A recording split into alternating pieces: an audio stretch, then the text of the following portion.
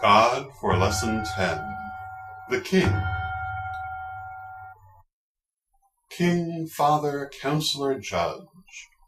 Of all the forms of the God, this is the one with which most Wiccans have the greatest difficulty. Centuries of Christian rule have caused the king archetype to be identified with patriarchal domination and the ruthless suppression of the weak by the strong. Distorted images of the king of the gods, capriciously interfering in human life and moving people around like chess figures, have left a sour taste in the Wiccan mouth. But these images have more to do with the Christian Jehovah than with any pagan god. In pagan mythology, the king is a positive figure, empowered not in his own right, but by union with the goddess. His wisdom and strength are an aid to her and a blessing to us. He does not rule, but rather works to advance his family and community, whose welfare are his responsibility. The god has sacrificed himself at summer solstice, giving his life force for the greater good, and it is as king that he carries this out, pouring out his love for the world through constructive action. The king is the god of the harvest. He is the sun that has begun to dim following the summer solstice, and who, in dimming, nurtures the crops that ripen in the fall. He is the spirit of the crops, literally sacrificing his life that others may live. The king is the god passed from warrior to leader, nurturing family and community rather than merely self. He is the father who has given up the independent life of a child to be part of a family, and who has given up his separateness to help in the raising of his children and the running of the community. The king is the protector of the people, the keeper of the peace. He is the god of honor and of law, of honesty and civility.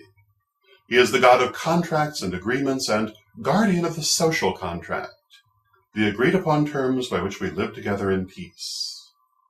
The king is a judge, but his judgment is not the careless imposition of capricious will, but rather the willingness to tackle and resolve difficult situations, to abide by and uphold agreements, and to keep the peace.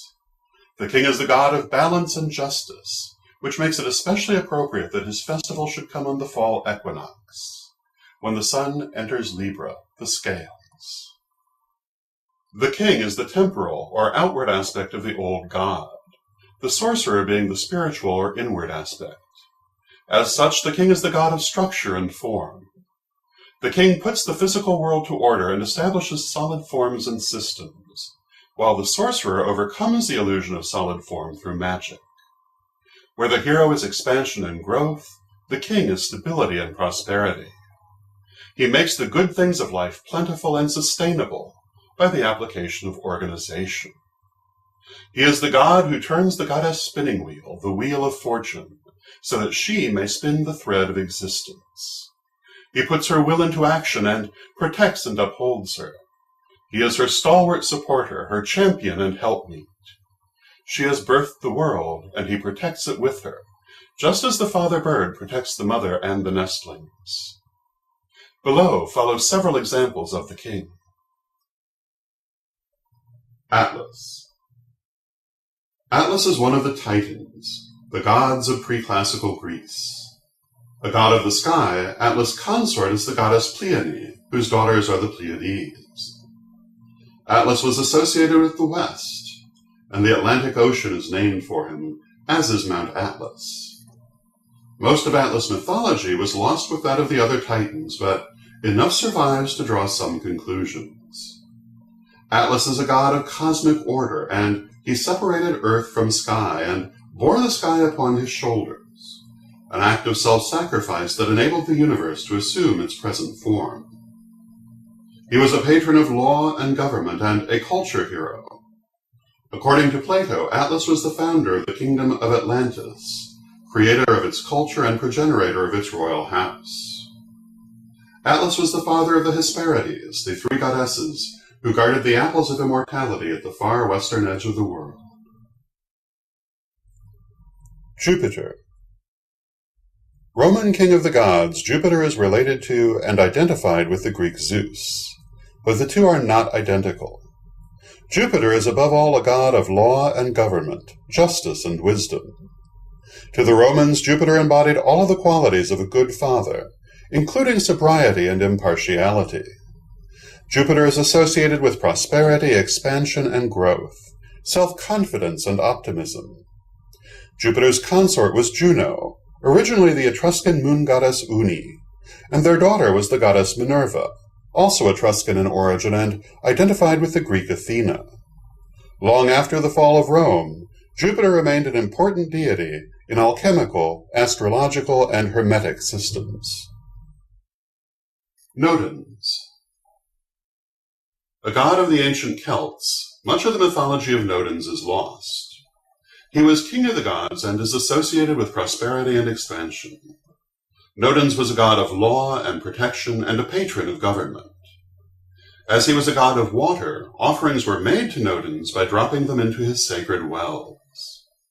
According to mythology, Nodens was obliged to turn over the divine kingship to Lewis after losing an arm in battle.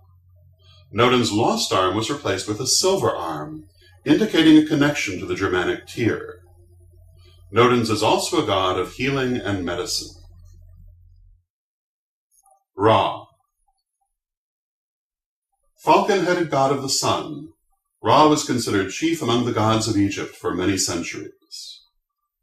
Ra is the god who maintains the cosmic order, reigning in the sky by day and under the earth by night. Nightly overcoming the serpent Apep, or chaos, Ra embodied and maintained the cycles of existence. Ra is a god of justice, honor, civilization, and law. According to one myth, Ra created humankind from his tears of compassion. In another myth, the great goddess Isis won the deepest secret of magic from Ra by means of enchantment. A typically syncretic Egyptian deity, Ra was identified with the creator god Temu and with the great southern deity Amun. The center of Ra's worship was the city of An, called Heliopolis by the Greeks. Yuan Shangdi. The supreme august Jade Emperor, the Chinese king of heaven Yuan Shangdi, maintains the balance and order of the universe and the eternal progress of its cycles. Patron of government and law, he is the god of justice, honor, duty, and responsibility.